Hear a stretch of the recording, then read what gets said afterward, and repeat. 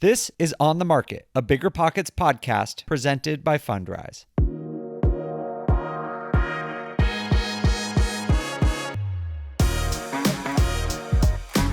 Hey everyone, welcome to On the Market. I'm your host, Dave Meyer.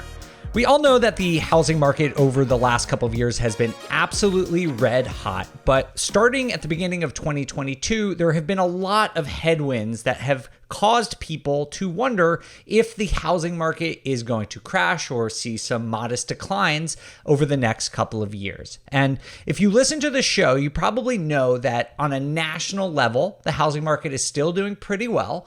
But we are starting to see some pretty significant signs that the hot market we've been in is starting to cool down. But really, real estate investing is all local. So as an investor, what you're probably wondering is it doesn't matter as much what's happening on a national scale. You're probably curious what's happening in a market that you currently invest in or one that you're thinking about investing in. So today, that's what we're going to talk about. We are going to talk about which markets are doing well and are showing signs that they can continue growing despite these economic headwinds. And we're going to talk about the other types of markets that are showing some weakness and potentially are going to see declines over the next couple of years. Now, I'm going to mention some specific markets here, but I obviously can't discuss every single market in the country in this podcast. So I'm also going to share with you some data points that you should be looking at in your own individual investing so you can make your own evaluation on whether or not your specific markets are poised for further growth or they might see some setbacks in the next couple of years. Before we jump into it, let's hear a quick word from our sponsor.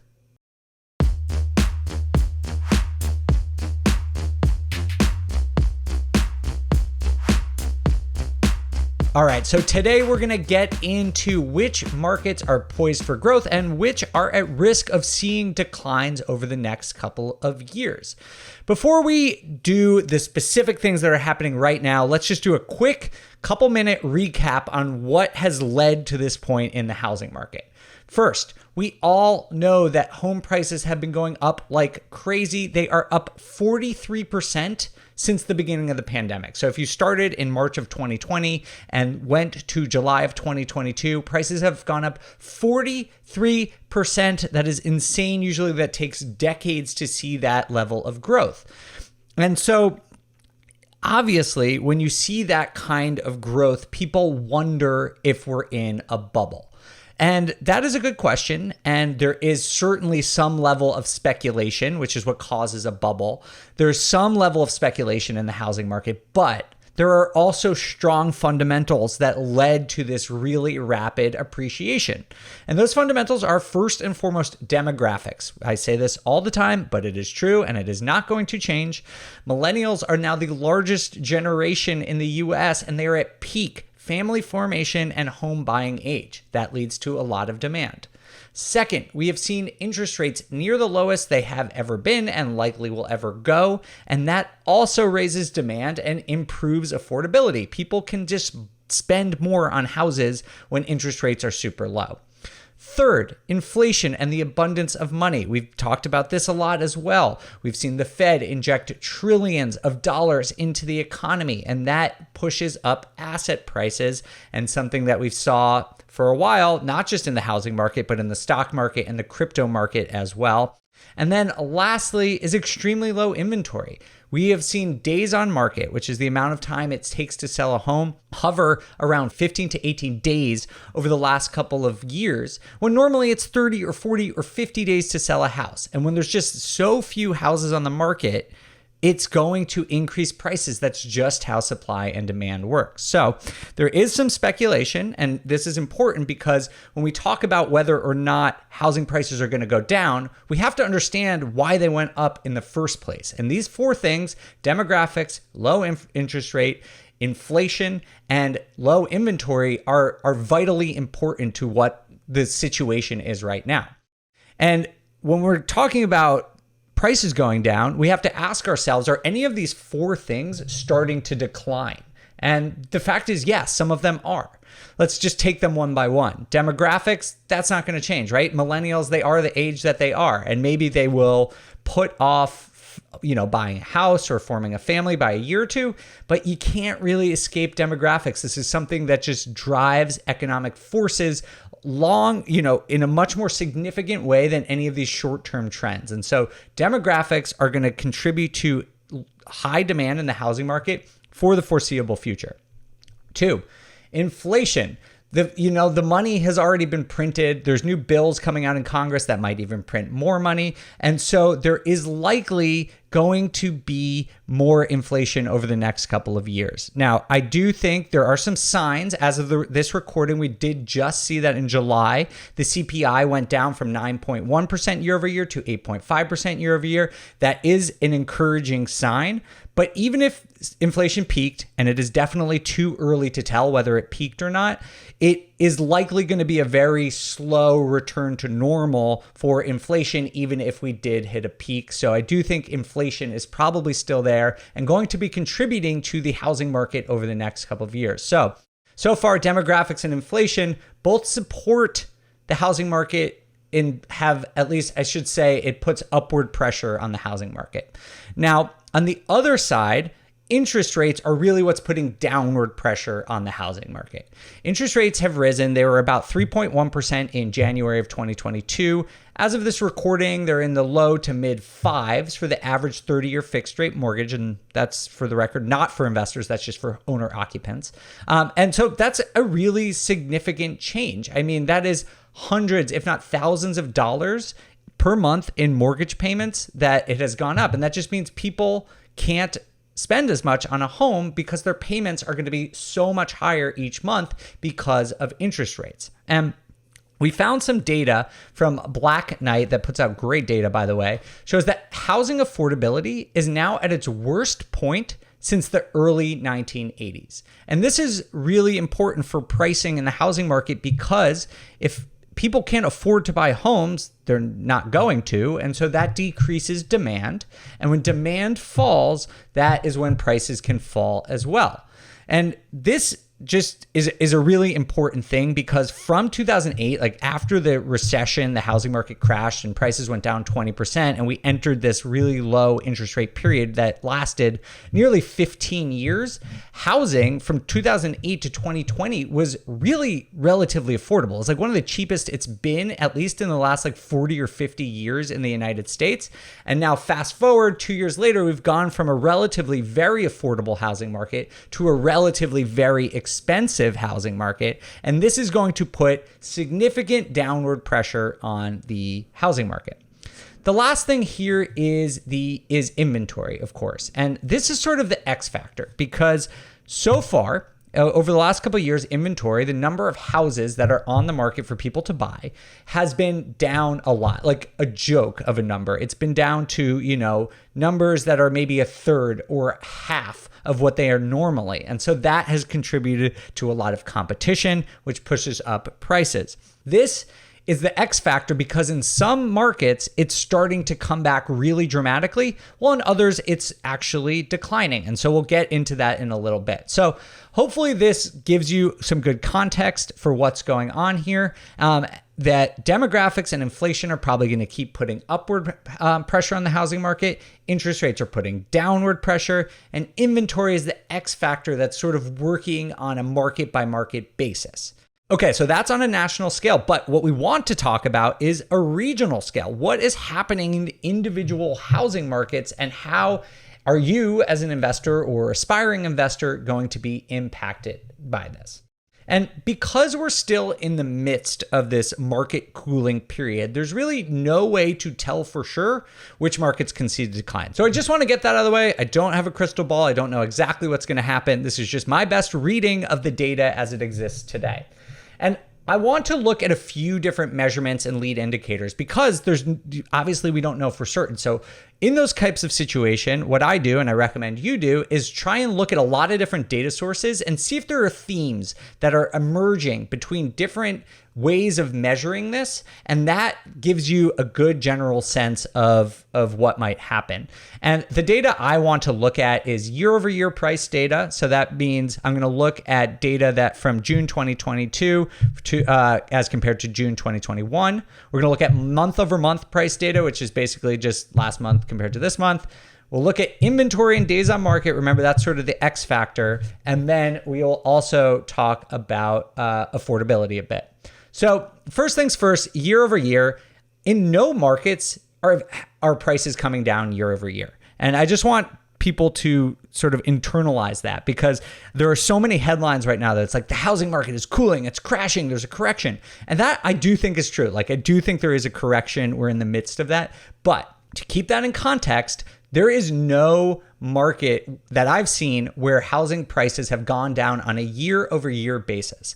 And normally in the housing market, we look at year over year data because that it's seasonal, right? Because prices always are a little bit higher in the summer, they go down in the winter. The best way to measure the market, and the way that most economists and housing market analysts and pretty much everyone looks at it, is year over year data. And so in that respect, nothing has gone down yet.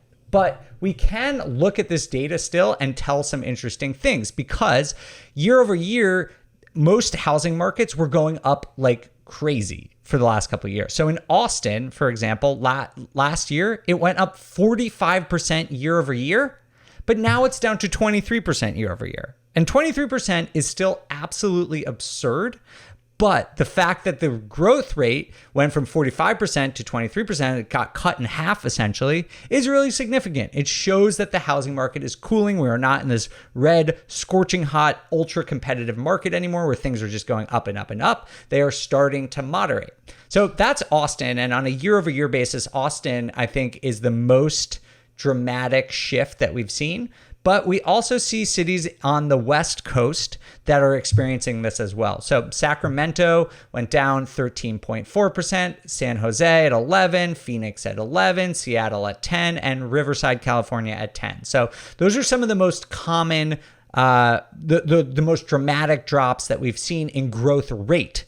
So remember, I'm just going to say it one more time. That does not mean that prices went down year over year. It means the rate of growth declined. So that's something you should be looking at in your market as well, is were things growing at 30% year over year and now they're at 2% or 3%? That to me is a big sign that your market is shifting a lot. So year over year, normally in normal times, that's what I'd really focus on. But because things are changing so much right now, I do think it's important to look at month over month data.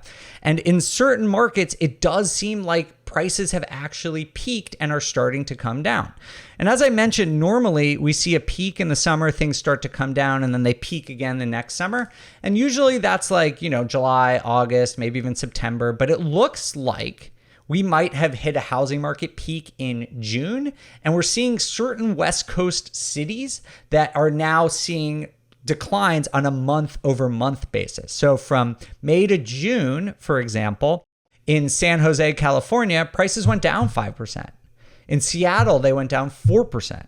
San Francisco was 3%, Denver was 1.5%, Portland and Phoenix are also up there. So these aren't crazy numbers. We're not seeing things drop like really dramatically, and you won't. The housing market doesn't work like stocks. It doesn't work like cryptocurrency. You're not going to see a 20% drop in a month. That will never happen. Almost never. I shouldn't say never, but that is very unlikely to happen. But on these two bases, you're seeing a trend occur, right? These cities, mostly on the West Coast is what I'm seeing, that are seeing the most dramatic drops are Sacramento, San Jose, Seattle, San Francisco. A couple places in Denver and Utah are all showing that they might have hit a peak and are starting to decline. And honestly, these are kind of predictable. I think for anyone like me who follows these markets and was predicting which cities might see declines first, it was these cities, right? I mean, I probably would have thrown Boise on there, and we'll talk about Boise in a little bit. But the super expensive markets where affordability is relatively low, those are going to be the ones to go down first, because as we discussed earlier, what's putting downward pressure on the housing market is affordability. So the cities that have the lowest affordability are the ones that are going to go down first. And so again, I think it's important, and I want to just reiterate that these declines are not that large, and the market in this period, like in the last year, has seen huge increases in inventory, a lot of these markets, and we've seen huge declines in affordability. But all that said, the housing market is holding up, in my opinion, relatively well. And I do think things are likely going to go down more. Don't get me wrong. That's my personal opinion. I just believe that. But I just want to reiterate that things are not going crazy despite really adverse conditions for the housing market. Things are only going down modestly. And to me, that sort of reiterates and reinforces my belief that I've held for a while, is that we're unlikely to see a crash in the housing market. And I'd say that's somewhere between, 15, 20%. Like, I just see that as being very, very unrealistic. Okay, so those two data sets, year over year, month over month, both pointing to West Coast cities, super expensive cities starting to see declines. But let's look forward, right? Those are things that already happened. And to look forward, we can use what I call a lead indicator. That's basically a data point that helps you predict a different data point in the future. So the lead indicators I want to look at are days on market and inventory, because those are a good measure of supply and demand. And if those things start to go up, it could predict housing market price declines in the future. And so let's just look at where we are with inventory. So inventory, like I said, was super low throughout the pandemic. It was, a fraction of what it used to be, but that is starting to change. San Francisco is the first market in the country to officially return to pre-pandemic inventory levels. So that's really significant, because to me, if prices are going to decline, you have to get to a normal housing market first. And having pre-pandemic inventory numbers is how you get to a normal housing market. And so San Francisco is the first city in the country where we've seen that. San Jose, another city, is right behind that, just 1%. Las Vegas has seen its inventory skyrocket. It used to be 40% below where it normally is. Now it's just 7% below. So hasn't reached pre-pandemic levels yet, but it's getting darn close. We're also seeing Phoenix and Austin. So again, what I said at the beginning of this show is that you want to look at multiple data points and see what trends emerge. So we're already seeing trends emerge, right? San Francisco, San Jose, Las Vegas, Phoenix, Austin. They are showing up on all of these different data points as places that are potentially going to see housing market declines. I don't know if that's going to happen, but the data is suggesting that these are some of the weakest markets in the United States. Okay, so that's basically what we're seeing, right? When I do my research and I look at particular markets that are overvalued or likely going to see these declines, these cities are leading the way. Now, if you are investing in a city and you didn't hear me mention it, and you're thinking, oh my God, my city is doing great, there's no chance of decline, that's not what I'm saying. I'm just giving you like the top 5 or 10 that are at the highest risk. And so if you want to figure out for yourself, which you should, you can download some data. I'll put the link that I created. You can download the data to get inventory and pricing information and days on market for every city in the country. We'll put that in the show notes. And you should do this research for yourself. The next thing I want to talk about is just some context about if you start to see more declines, like how bad it could get, because I think that's what people really fear. You see 3% decline in Seattle, and you're like, okay, I can live with 3%. That's not crazy. But is it going to be 20% like it was in the Great Recession? Well, I don't maintain economic models. I can't say for sure, but we did find some research that is from Moody's Analytics. It's one of the biggest analytics market research firms in the whole country. And they did some forecasts, and they predicted basically which markets were likely to do well and likely to see declines between now and 2024. So this is cool because it gives you sort of like an 18-month time horizon, which I think is a really good way of looking at this, because that's probably, in my mind, when we're gonna probably see inflation for a while and uncertain economic conditions for a while. And so forecasting out about 18 months, I think, should be a good frame of reference for you. And what they predicted was that 3 cities in Florida were actually going to be the most at risk. So it's the Villages, which is one of the fastest growing communities in the whole country. It's called the Villages, Florida, Punta Gorda, and Cape Coral. So those are 3, followed by Spokane, Washington. So they think those are going to be the worst till 2024. And according to them, the biggest decline in the country will be for the Villages at negative 13%. And that's significant, right? 13% declines when you're leveraged and when you're buying into a super expensive asset is a pretty big deal. But keep in mind first that during the Great Recession, home prices did decline 20% nationally.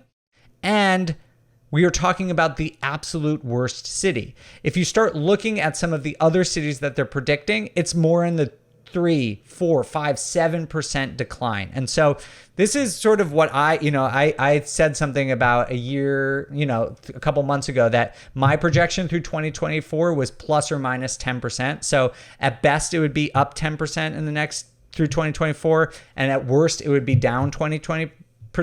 And I think this sort of reinforces that idea. And I know that's a super wide range because we just don't know. It's harder to make a better prediction than that.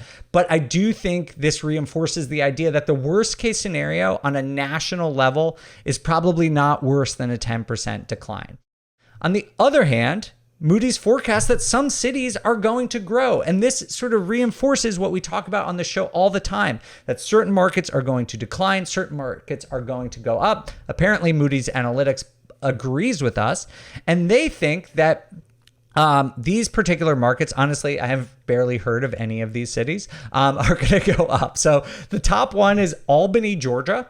And they're giving that 10%. They think through 2024, it's going to be a 10% increase. Then we have Casper, Wyoming. I've actually been there. I've heard of that one. 8%. New Bern, North Carolina at 7.6%. Augusta, Georgia, 7.2%. And Hartford, Connecticut at 7%. So again, we are seeing that some markets are going to keep growing. In all the most likely scenario, I should say, is that some markets are going to keep growing, maybe up to about 8, 9, 10% up until 2024. Some markets are going to decline, probably at worst in the 10 to 12% range through 2024. So it's a wide spread. And I think that's super interesting because it makes it sort of a researcher's market, right? Like if you're listening to the show and you like looking at data, that means that some markets are not going to do well, some are going to do well. And if you do your research, you might be able to find the markets that are going to outperform the national housing market right now. So across all of this research, I just want to sort of summarize the different things that we're seeing as commonalities for the markets that are likely going to decline. Number one is massive appreciation. If something went up 60%, it is probably more likely to go down. Second is increasing inventory and days on market. And I really want to stress this one. You can find this data in the download. We'll put that in the show notes. You can look at this on Realtor or Redfin. There's data for this. But if inventory and days on market are starting to approach pre-pandemic levels in your market, that is a very significant sign that your market might start to see housing declines. I don't know if it's going to happen for sure, not in every single market, but to me, that's the number one thing I would be looking for. Next is migration hotspots. A lot of places like Boise and Austin and Phoenix saw huge increases in housing prices because a lot of people were moving there. And with a potential recession and with just the economy just like slowing down, there's a lot of uncertainty. Migration is likely going to slow down. Doesn't mean people are going to move back to where they're from, but I think it's going to slow down, and that's going to take a little fuel out of the fire. And then the last thing, as we talked about before, is about affordability. Look at places that are really unaffordable. Those are the most likely to see declines.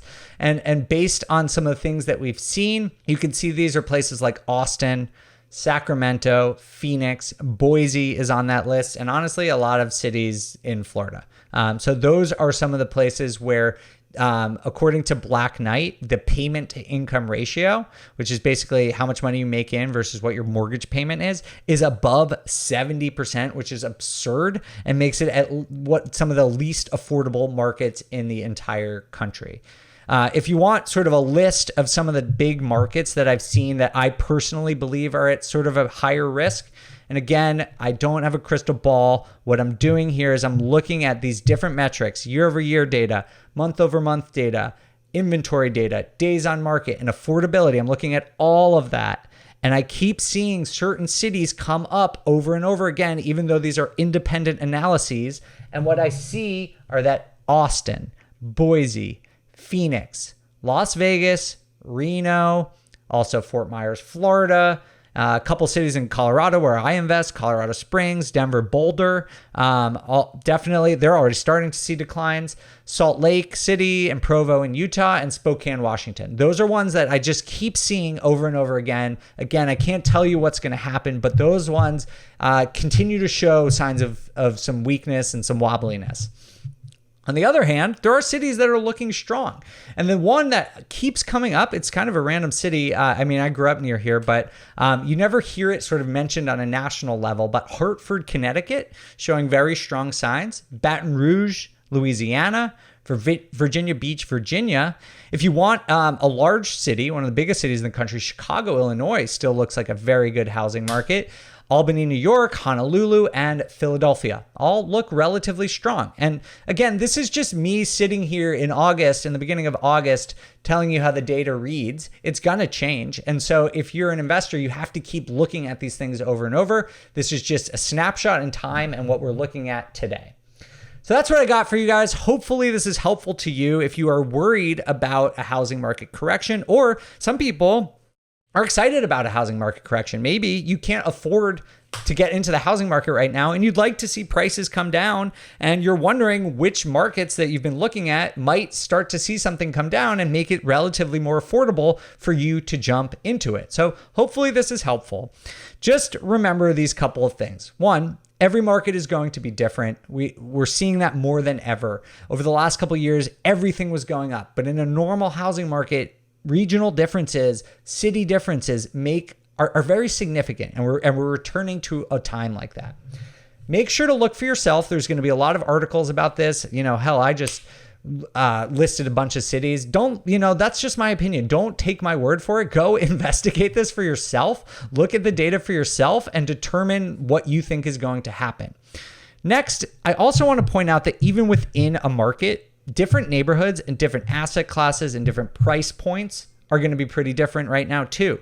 You're starting to see, like James on one of our recent shows was saying, that in Seattle, high price point luxury market is getting hit way harder than affordable stuff, and more affordable side of the spectrum was actually continuing to go up. That's in the same market. So you need to be looking at these things. You can download some of the data, again, completely for free on biggerpockets.com. Just click on the link in the show notes, and just remember that this is sort of a researcher's market. This is a good time to be someone who's interested in data and dig into this.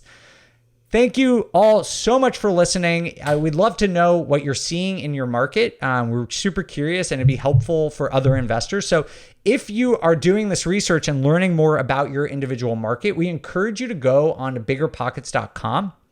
This show has its own forums. There's an on the market forums on biggerpockets.com. So we encourage you to go onto the BiggerPockets forums, check that out, and tell us what's happening in your market. I will be on there. I would love to hear for it. I will respond to you. So go tell us what is going on in the market so we can all learn together as a community. Again, thank you all so much for listening to On the Market. My name's Dave Meyer. If you want to interact with me and give me feedback about this show, I really appreciate that. You can do that on Instagram, where I am at The Data Deli. We'll see you all next time. On the Market is created by me, Dave Meyer, and Kaylin Bennett. Produced by Kaylin Bennett. Editing by Joel Esparza and Onyx Media. Copywriting by Nate Weintraub. And a very special thanks to the entire BiggerPockets team. The content on the show On the Market are opinions only. All listeners should independently verify data points, opinions, and investment strategies.